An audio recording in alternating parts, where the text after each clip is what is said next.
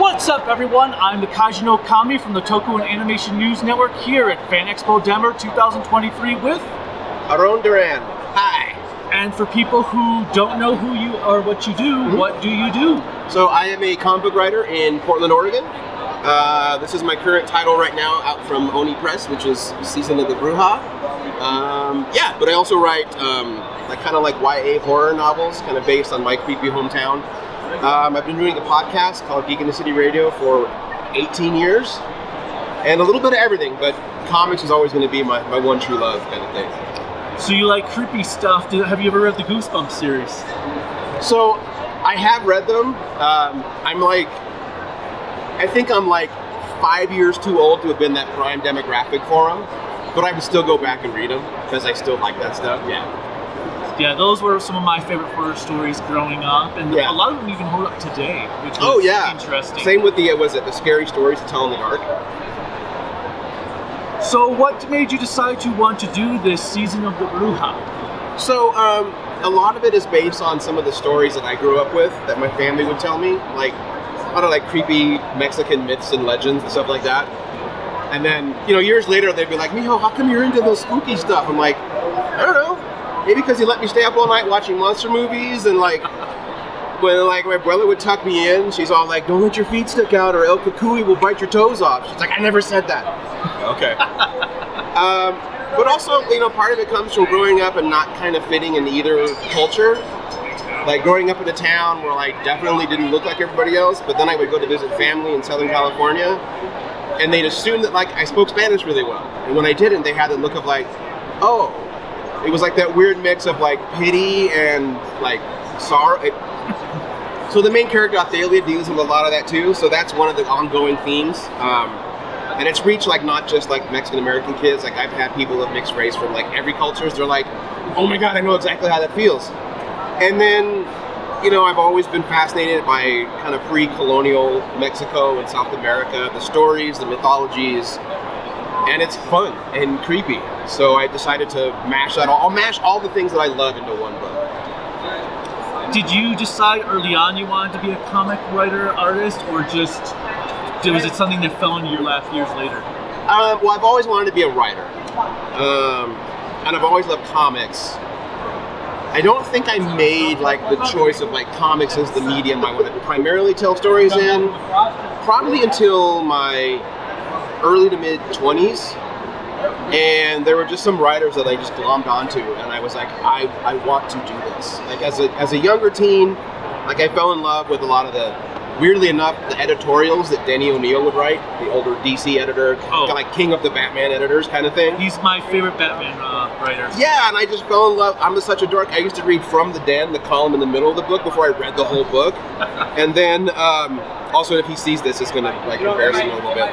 When I was in my early 20s, I fell in love with Greg Rucka's comic book writing, and I was like, I think I want to do this. I think I want to try this.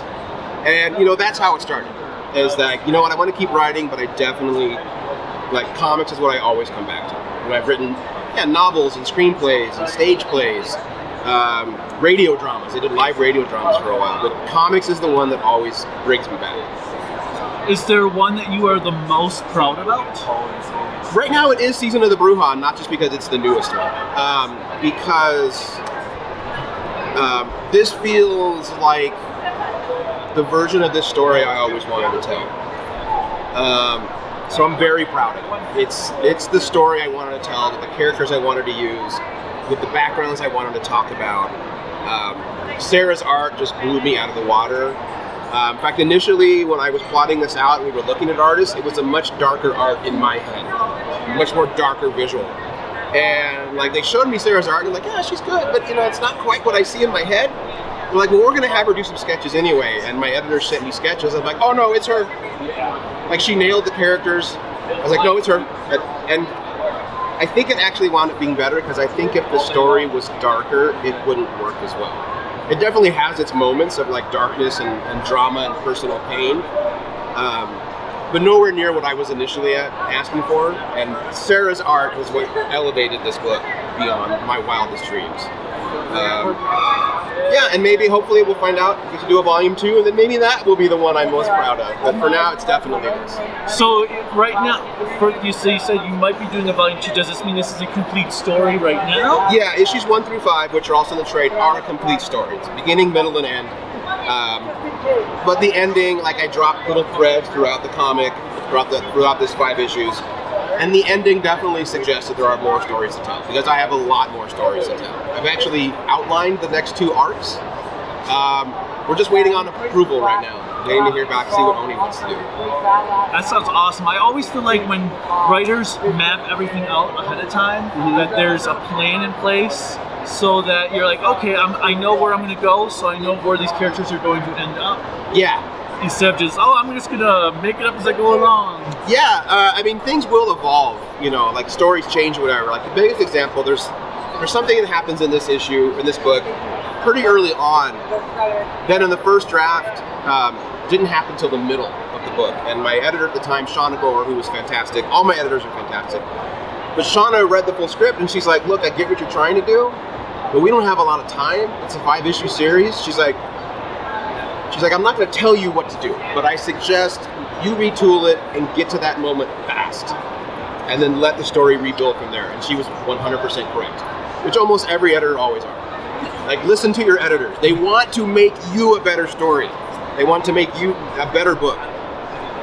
So, yeah. Now, I've had students that have had things that they wanted to do, but they were too afraid to do it because they were afraid they were going to fail. What advice would you give to them? Do it anyway.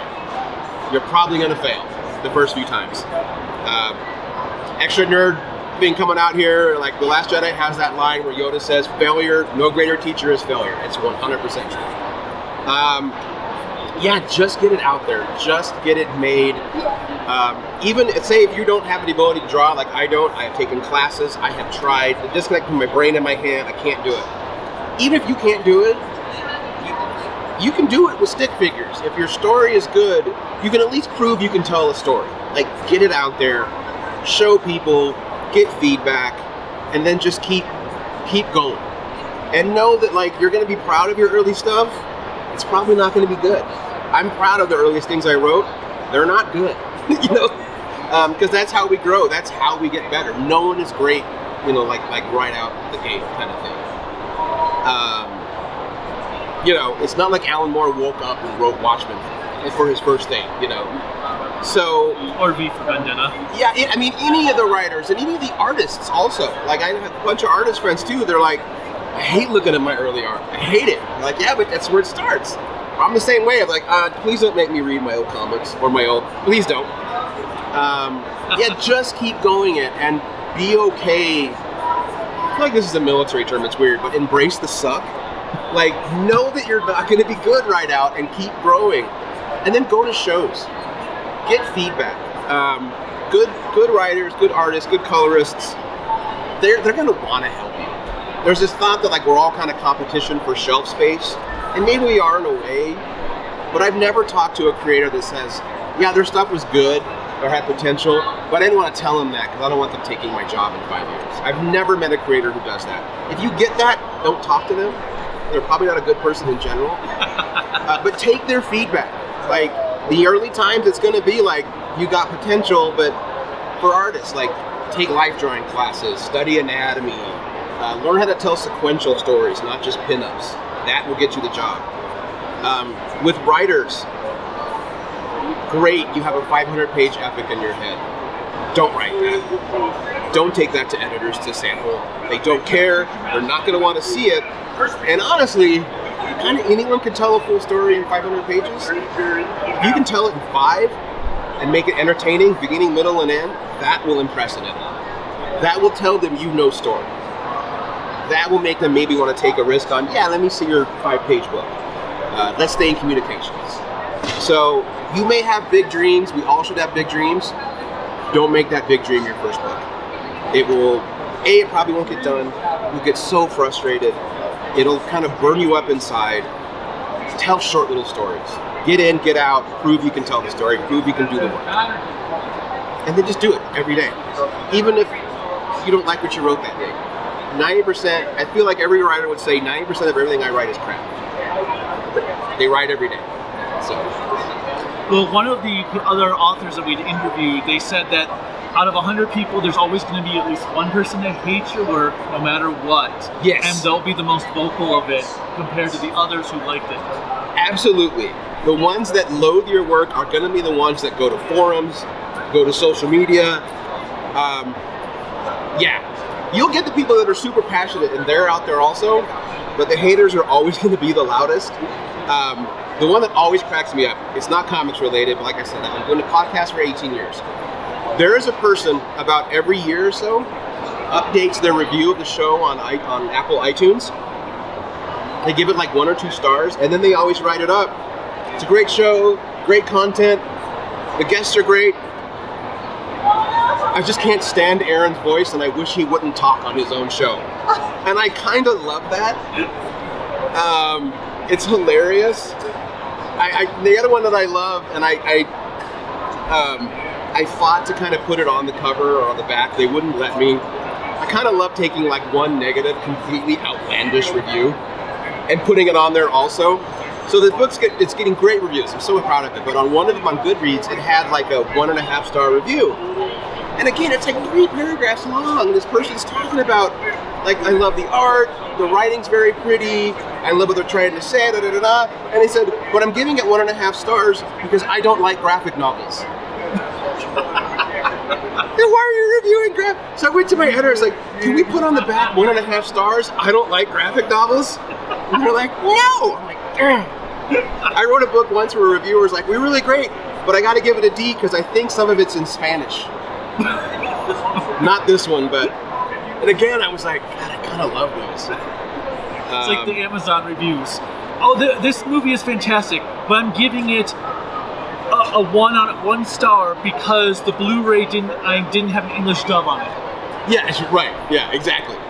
Yeah. I really love The Dark Knight Rises, but like, she's not actually a bat. I feel like the movie's lied to me, you know?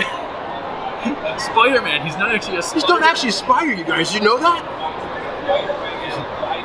Actually, I had one friend who got really mad because years of being in love with Spider-Man, he learned that Peter Parker uses web shooters from one of the trading cards when they were doing like the gear. And he's like, wait, was he raised on like the Raimi movies? No, this was 10 years before the Raimi movies. And he's like, wait a minute, Spider-Man doesn't have actual webbing, he has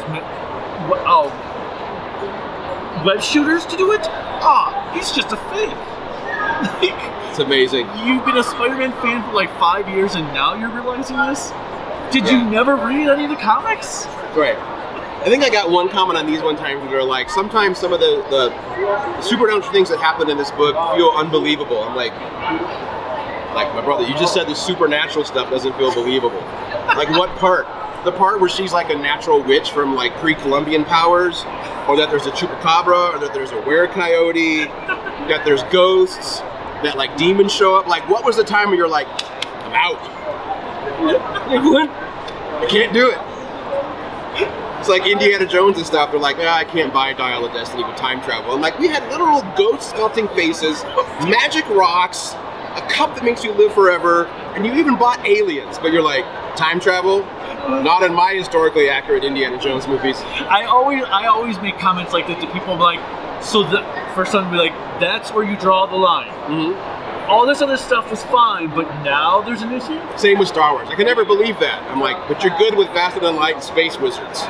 Space magic. I'm like, yeah, or it's, the Force can do anything the plot requires. Yeah. Well, back in the original, like, no, it still will allow anything to be done that the plot requires. Right, yeah.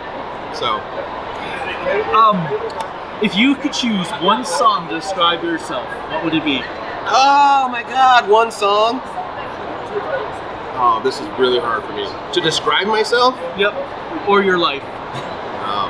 My life's weird right now, so let's get that part.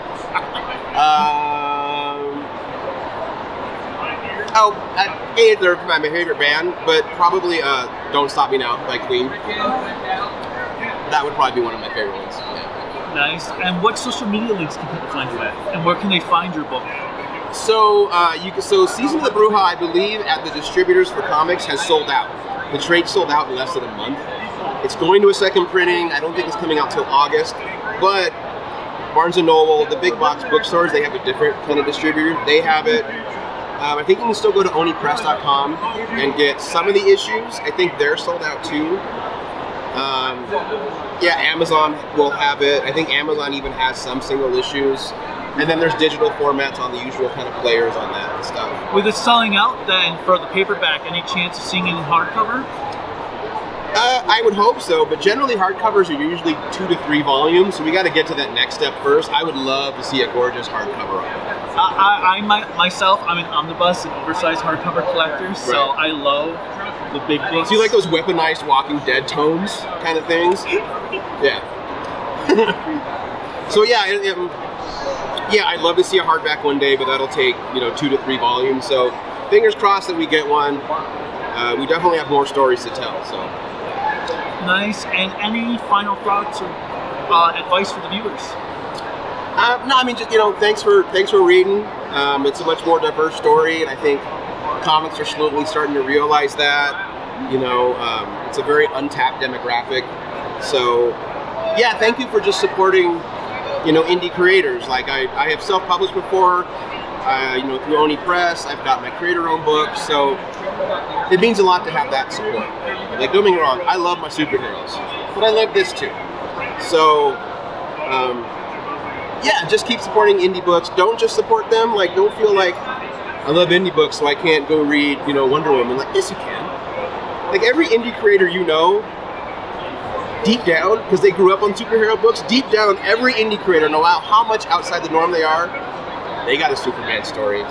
They got a Wonder Woman or a Captain Marvel story that they're just itching to tell because it inspired them when they were young. So, I don't know if that made any sense, but keep supporting both. Support the books, support the creators. We're the ones that are driving the merch, the movies, the shows. Without us, they don't happen, so keep supporting that. So when's the movie for this? I don't know. Get on it. See, if you'd interviewed me later after a couple of beers, I'd be like, let me tell you what happened. But I'm only half a coffee in, so. All right, well, thank you so much for Thanks your time. so much, yeah. And until next time, bye.